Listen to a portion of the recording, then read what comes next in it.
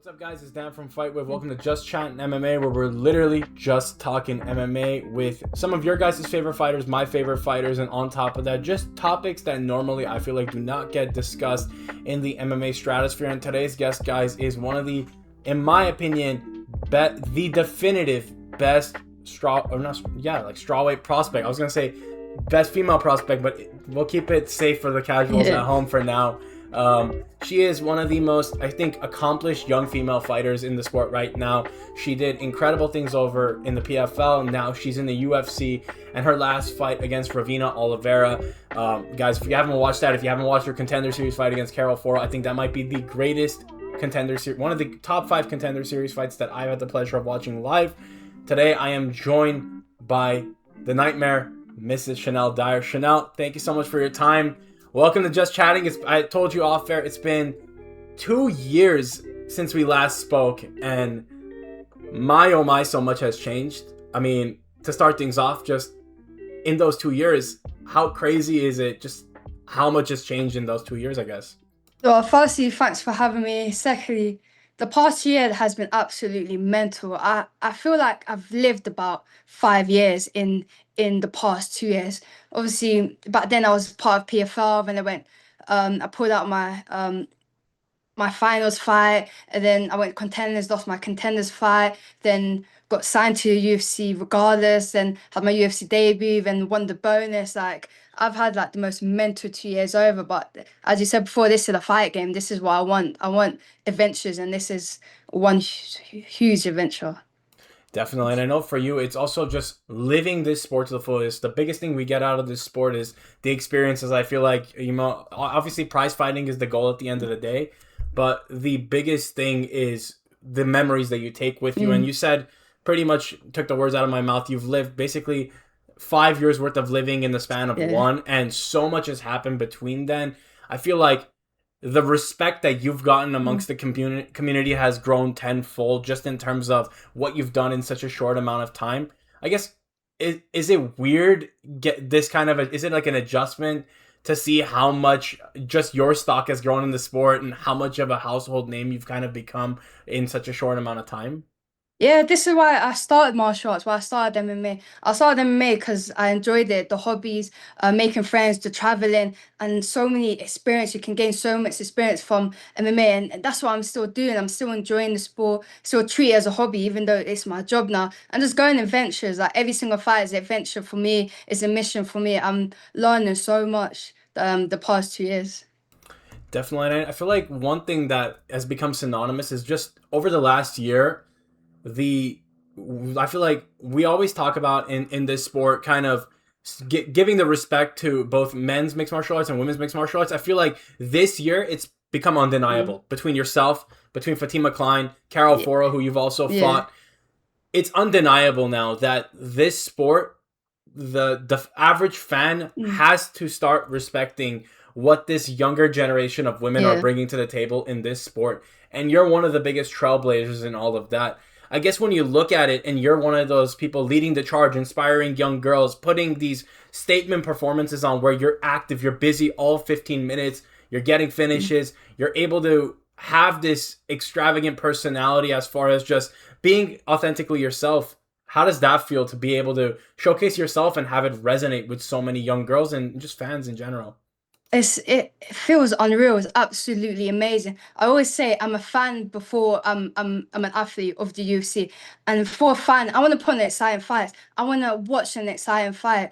I don't want to be a boring fight. I don't want to be like, oh, Chanel Dyer's fight and a female's fight, and let's go for a toilet break. Like let's just have a break. It's a female fight. No, I want to be that exciting fight that everyone's like Chanel Dyer's fight. Like, oh, let's see what happens. Like, I'm that type of fighter. When I fight, I'm like, oh, what's gonna happen? Am I gonna go for a KO? I'm gonna fly kick her. Am I gonna knee in her head? I want to be an exciting fire.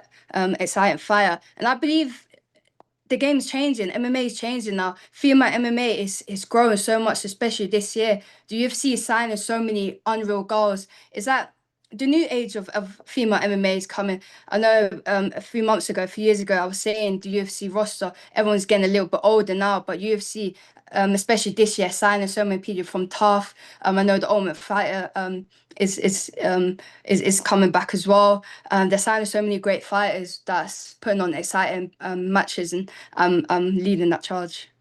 Definitely, and something I wanted to touch on. I mean, you hit the nail on the head. There is, I feel like now with this emphasis on the changing of the guard in the women's divisions, Mm. you're one of those people that, of course, is leading that charge alongside. I think just two and three of the most entertaining strawweights right now between you, Fatima Klein, and then Carol Foro, who fought this last weekend. Obviously, you and her Yeah. fought on the Contender Series and put on, like I said, one of the best fights. Her fight yesterday actually was. I mean, I feel like it's just showcasing how much fireworks and how much potential there is in these fights, because the fight between her and Gigi Canuto was amazing. Last week we had two incredible women's fights. I mean, the week before that, it feels like Yeah. now it's the trend is bucking. We're getting younger talent. As far as when you look at kind of the roster overview, your placement in it, all these other girls, has there been any other girls that you've maybe kept an eye on that have been standout? Just as a fan, a joy to watch. Just like you mentioned, you're also a fan. Is there any girls that kind of stand out? Yeah, I was actually at the UFC Apex show yesterday, so I got to witness Cara Foro fight against Gigi, and that fight when it stood out to me the second I saw that card. 'Cause I know both of the girls. Obviously, I fought Cara Foro and I watched Gigi in the Ultimate Fighter, and I thought she was a class fight as well. And that fight was one of the best fights, one of the best scraps of the night, and it was a female fight. It was the first fight of the night as well, and they're putting on a show. So I think Gigi's gonna go far. I think she's a little bit young. She's 23, so she has ages in the game as well. Her grappling is unreal. Carol, she's so sharp. Always puts on an entertaining fight. Obviously with my fight and her fight yesterday. Fatima, she's on like an amazing streak right now.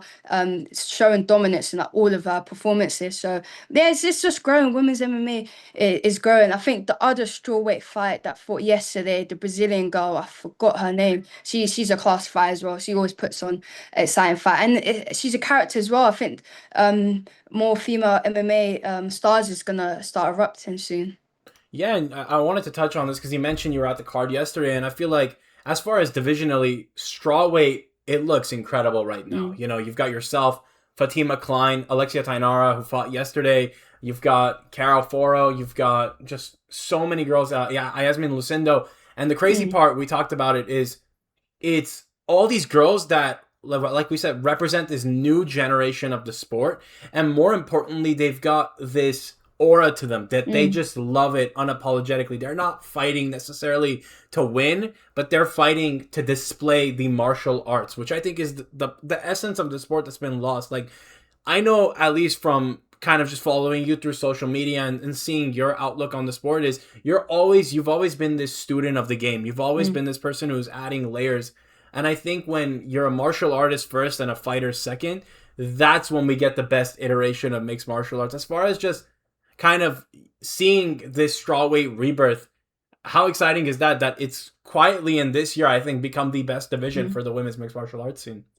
100%. Like we're doing it for the love of the game now. We're not doing it for like money. Obviously, we want money, and like obviously fame will come from that. But I can speak for myself. I'm doing it for the love of the game. This is what I love to do. This is my purpose in life, is to be the best fighter, the best martial artist. And I'm in love with my mixed martial arts now. Before it was just Muay Thai. Now I love my jiu-jitsu session, my wrestling session, my obviously my Muay Thai, my boxing sessions now. So I'm a student of the game always. Always look at what I can add onto my game to improve. I'm never satisfied. Even my fight in London, picture perfect. Everything I wanted to happen in that fight happened. But even looking back, I'm like, I could have done this, I could have done that. I know I'm a better fighter. Like, what can we do to add onto that and become a better fighter? And that's what I'm gonna showcase August 22nd. Definitely. And then on top of that, you mentioned in that fight, and I love how you put it. You said we're robbing the bank. We're going all the way. I love that because Yeah. it's hey, the reality of it is you're fighting for money at the end of the day too. And Yeah. when you're Finesse the 24, system. when you're 24, 25 from some parts of the world, like where you come from a community where you're working, you're grinding, Mm. and you get that amount of money, Yeah. it's a different kind of high. But on Yeah. top of We that, don't, the where I come from, we don't see that type of money, let alone get that amount of money overnight. It's absolutely mental. I was actually gonna ask you, because I one thing I love about you is that you're a nerd at heart, which is always my favorite thing, is when fighters like they love the anime expos. I know Yeah. you're big into One Piece. I know that. Yeah. Have you divulged any of those into the One Piece cards? I wanted to ask you that, like, if you collect any of the One Piece parts, the action figures, the collectibles, anything like Nah, that. nah. You know what? I collect the books. I used to collect a lot of manga books. Um, but no, I know a lot of people are getting into like the trader cards and stuff like that. But a lot of people that don't even watch One Piece or don't even know the characters are getting into it. So maybe down the line I'll start collecting. I think that's a really smart investment. People are making a lot of money from like One Piece cards. But for me, I just love it because the show is absolutely amazing. So I like to watch it privately and actively. I like to like dress up in Comic Cons and stuff like that. And that's me. And that's another thing why I like MMAs because I get to showcase like my personality. Like I know a lot of people don't catch a lot of the references. My last fight in London, I done the One Piece pose, but like half the people didn't even know what I was doing. But I got to go and showcase that in front of thousands of people watching. So yeah, that's sick.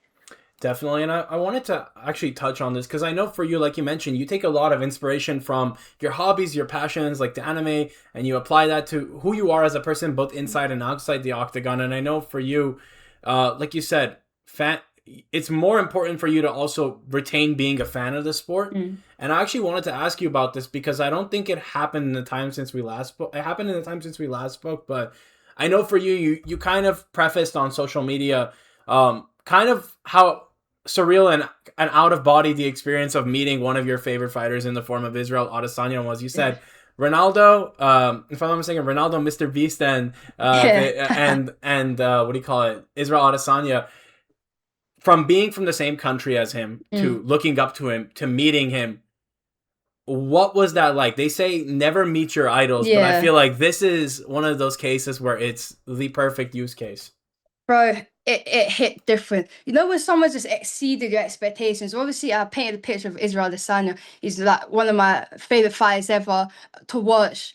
He's one of the main reasons why I got to MMA in the first place. He loves anime with from the same country. I looked up to him so much, and to meet him in real life and like his vibe, he's just like literally the coolest person I've ever met in like, my whole life. And he showed me so much love and guidance. Like we hung out like the whole weekend. We was talking about anime, we was talking about Nigeria, we was talking about fighting. He's literally like the coolest person ever. And that showed me so much love, like in my fights, bigging up my fights. And he literally said one thing that stuck with me. He was like, just be you, in your fights. Like don't try to be anyone else. Just be unapologetically yourself and people will come to you and you're going to inspire so many people like how I inspired you. You're going to inspire the next generation of females in Nigeria, and that's just I'm getting goosebumps right now. Like it literally spoke to me on levels. Yeah, he's sick.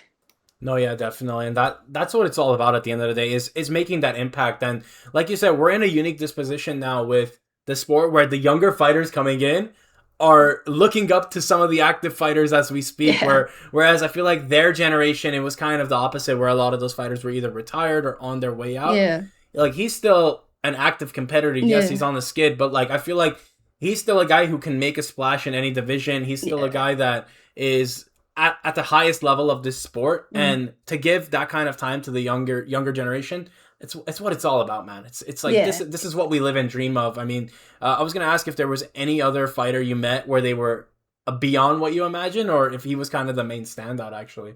Another fighter I met was GSP.